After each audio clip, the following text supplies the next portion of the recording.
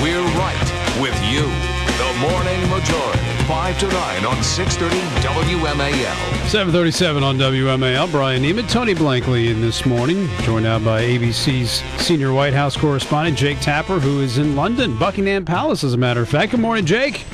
Good morning. If you can hear the bagpipes in the background and the drums, that's the Scots Guard walking off the field here at Buckingham Palace. Is the Queen and the first couple, the Obamas, watch them walk back into the Buckingham Palace garden. That's very cool. Now, I know you get to travel the world a lot, and you've seen a lot of cool things in your life, but do you ever take time to sit back and take a couple of pictures for yourself?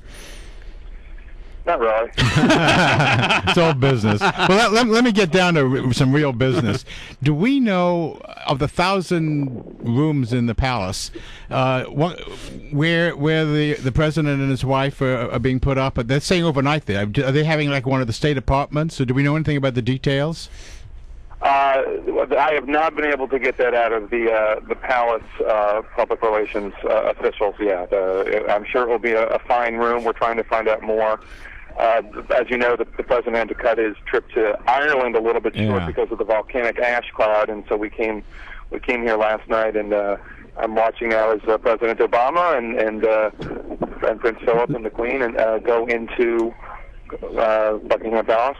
But I don't know which one. I suspect a rather nice room. I would assume so. Well, I was going to ask you, what's the purpose of the question? Do you mean, is there a specific room? No, I was just curious. Oh, okay. I mean, in other words, I know there are some rooms that are named after Russian czars who stayed there in the 19th century, and so there's some history to, I think, some of the apartments where guests of the monarch are put up. I was just sort of wondering if they maybe it's not announced. I don't know. Maybe you have to wait for history to be written to find out. I don't know. Yeah, I'm looking around here for the guy from the palace, and I don't see him. He's I really have no. Hey, by the way, Jake, sorry about that. No, it's fine. I'm not a huge fan of monarchies. It's just not generally an. Oh, you're a Republican. With a small R. Yeah, with a small R. Yeah. I'm much more focused on the Prime Minister Cameron side of the visit than I am of the. So, what will be the top agenda? What's going on there, Cameron? Do you think? Well, I think they're going to talk a lot about Libya and Afghanistan, and then obviously there's a lot of economic discussions to have. Ireland still in a lot of trouble, even though it got that, I think it was $120 billion loan from the EU and IMF. They'll probably talk about who should replace Dominique Strauss-Kahn. The Prime Minister Cameron has put his support behind, I believe, the French finance minister. They'll probably talk about that. I don't think the White House has publicly said who they want to replace him. Has Cameron commented on the president's speech last week on Israel and the 67 borders? No, I haven't heard anything about that, but I would suspect you wouldn't hear any. I mean, the quartet did, which obviously is made up of the European Union, the UN, the U.S., and Russia, and so maybe through the EU, which voiced support. You could extrapolate support for the position from Cameron, I would guess. How was the president received in Ireland? Really, rather surprisingly, like a rock star. It's such a cliche, and I know opponents of the president don't like to hear it, but they did seem very excited. I guess it had been quite some time. I believe Clinton was the last. I might be wrong, but I believe Clinton was the last president to visit. And the idea that genealogically he had been traced back to this obscure town,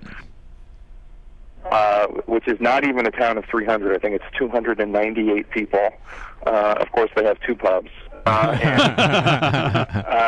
then the fact that somebody had an American genealogist had traced him back to Falmouth Kearney in 1850, who emigrated from there to Ohio, I think was a real source of just interest, and there was a lot of excitement. It was not particularly in terms of the day of, it was a day of pageantry. There was a big celebration and thousands of people on what's called the College Green in Dublin, and stars, including this very bizarre Irish act called Jedward. Have you heard of it? What is that?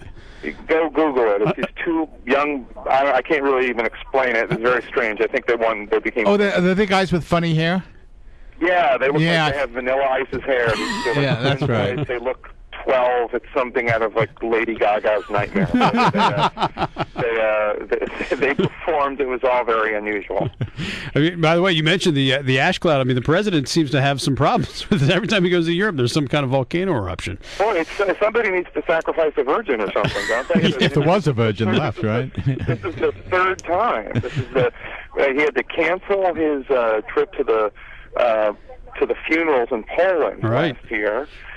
When we were in Indonesia, we had to leave Indonesia a day early. That was another homecoming of a sort, because he lived in Indonesia when he was, I think, from 6 until 10, and he had to cut that trip short. And yesterday, when we were in a different homecoming land in Ireland, we had to cut that short as well. So this suggests the gods are angry. or have indigestion. Something like that. All right, Jake, always great to talk to you. Safe travels.